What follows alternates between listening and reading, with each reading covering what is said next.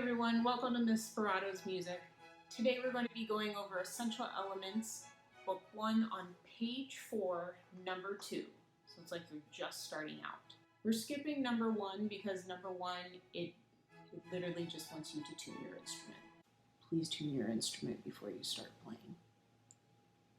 So the name of this one, number 2, is called Let's Play Open D.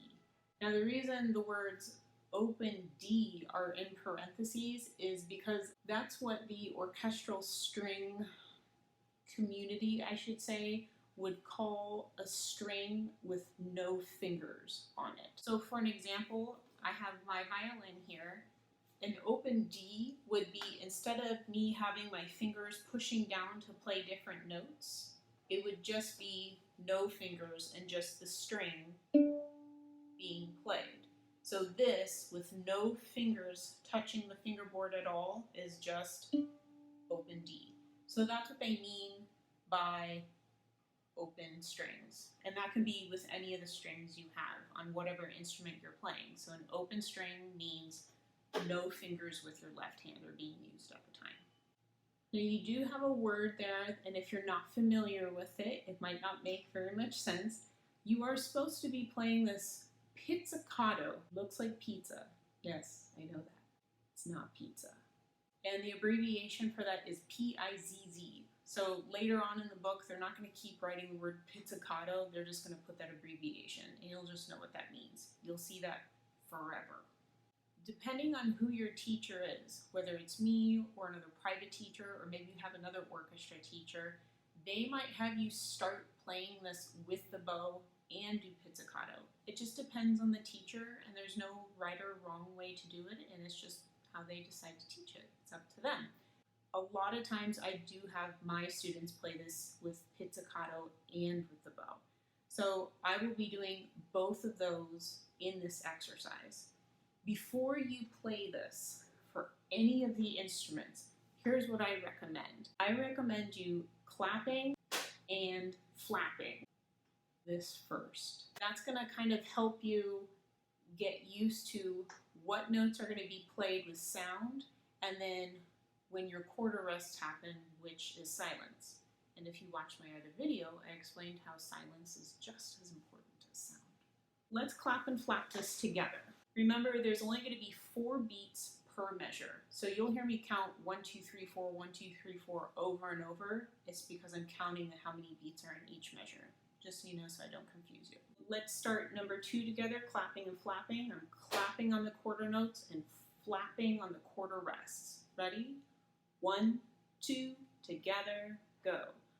1, 2, 3, 4. 1, 2, 3, 4. 1, 2, 3, 4. 1, 2, 3, 4. That's all it is. Another way to practice this is with your bow. Some teachers, if they're having you start with your bow, and they might not, and that is okay, it is up to them. They might have you air bow up and down in the air, or have you shadow bow on your arm, depending on what instrument you're playing. Either one is okay, it depends on what they want to do. Right now, we're going to be going, I'm going to start with this part of my bow called the frog. I'm going to have it go down towards the floor for the first note, and let's do it this way. When you have a quarter rest, just pause. Ready? 1, 2, ready, end. 1, 2, 3, rest. 1, 2, 3, rest. 1, 2, 3, 4, 1, 2, 3, rest. However it helps you before you practice so that you know what you're doing, when you actually get to your instrument, do whatever you need to do to help you. Next, what I'm going to do is I'm going to demonstrate this on each one of the instruments. If I feel like I need to give a certain instrument a certain tidbit of information, I will. If you need to move ahead to get to your instrument, feel free to do that. No big deal. All right, let's get into it. Violins, let's start with you first. First, remember you're holding your instrument properly, however it is that your teacher taught you to do it. I'm going to hold my hand on the upper bout of my instrument because I'm not going to be using my left hand fingers, and I'm just going to hold it here to help stabilize it. I'm going to be doing this pizzicato first for you all. So I'm going to make my L. I'm going to put my L right here and find your D string. So I'm only going to be plucking the D string when we do this. All right, ready?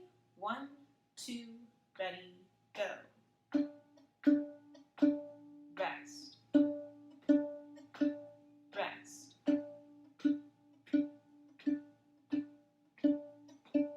Rest. It's okay to let the string ring in the rest. Your teacher might want you to stop it. I'm fine with you if you just let it ring. Just make sure you don't pluck in that beat. Right, now let's do it with the bow. The important part when you're doing this with the bow is to make sure you have a nice bow hold.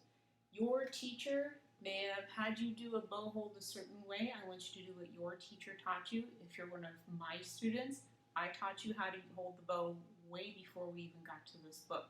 So please make sure that you are doing that correctly. Let's go ahead and start to play this. Make sure you set your bow at first. Ready? And 1, 2, ready, play. Rest. Rest.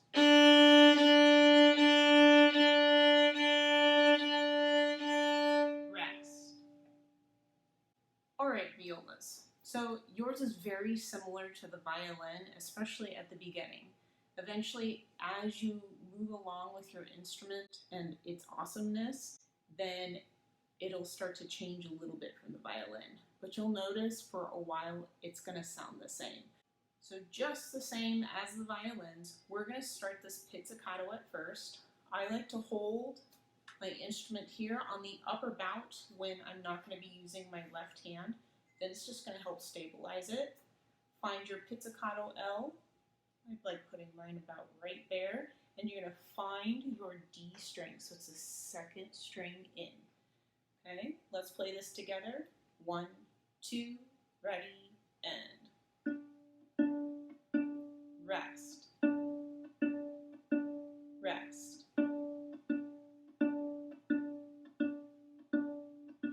Rest. Now let's go ahead and do that with the bow. Same thing as the violins. You're going to want to make sure you have a nice bow hold. Do what your teacher taught you to do. If you're one of my students, I did teach you what to do. All right, let's go ahead and start.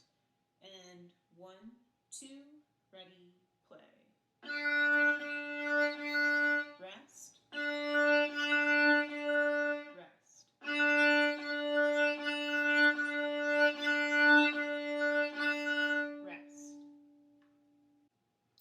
All right, cellists. So same thing as the violins, violas. Yours, you're going to be doing pizzicato with your right hand, but instead of it all being up here, the cello kind of just comes to you. Make sure you follow what your teacher taught you to do on how to hold the cello and adjust the end pin so it's appropriate for your height. It's going to be a little bit different for everybody. So what I'm going to do is I'm going to find my L. I like to hold, can't quite see it because it's in front of the camera. I like putting my hand about right there for when I'm giving a pizzicato. So you're just going to think, plop, where your hand lands. That's kind of where your pizzicato will wind up going. And you're going to find your D string. So it's the string next to this thinnest string. So if your A string is over here, it's the next one over. So this is going to be your D string. So find your D string, make sure you're sitting up, and let's do number 2 pizzicato. 1, 2, ready, play. Rest. Rest.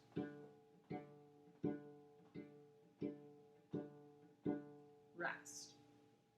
Now the next thing is with your bow, make sure you're doing the correct bow hold with your bow. Depending on what your teacher said, make sure you follow that. I, admittingly, am not a cellist. I'm a violinist, so I do use what's called a pinky cup to make sure I don't accidentally do a violin or viola bow hold. I've been guilty of it. I'm going to do this and make sure it's only touching your D string. So let's go ahead and do number 2. Ready? 1, 2, ready, play. Rest. Rest.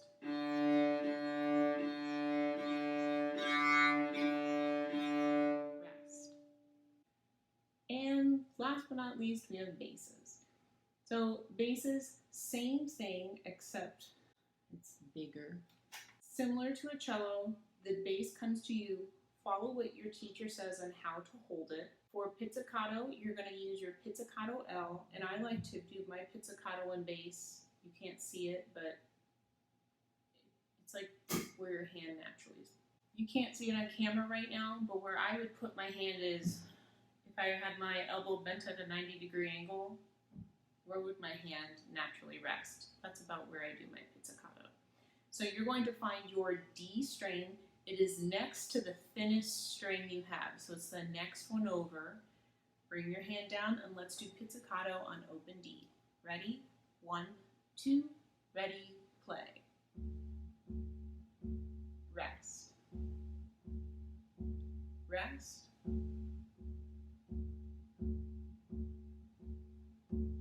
Rest. Now, if you're going to use the bow, there's 2 different kinds of bows for bass players. There's a French bow and a German bow. I personally am going to be using a French bow because it is the closest thing to a violin bow. Because I'm a violinist, it's a lot easier for me to use. However, there's also German bow. Either way, no matter which bow either your teacher has you play or that you picked out, make sure that you're holding it correctly. So for an example, on my French bow, it's a similar bow hold to a cello. So I made another pinky cup so that my finger can go in there correctly. So I'm holding it the right way and I don't accidentally do a violin bow hold. So let's go ahead and play number 2 with the bow. Ready? 1, 2, ready, play. Rest. Rest. 1, 2, 3, rest. I hope this helped everybody. Please let me know if you're one of my students, if you have any questions, and if you are learning from a private teacher or your own orchestra teacher, please make sure you ask them questions as well. Have a good day. Bye.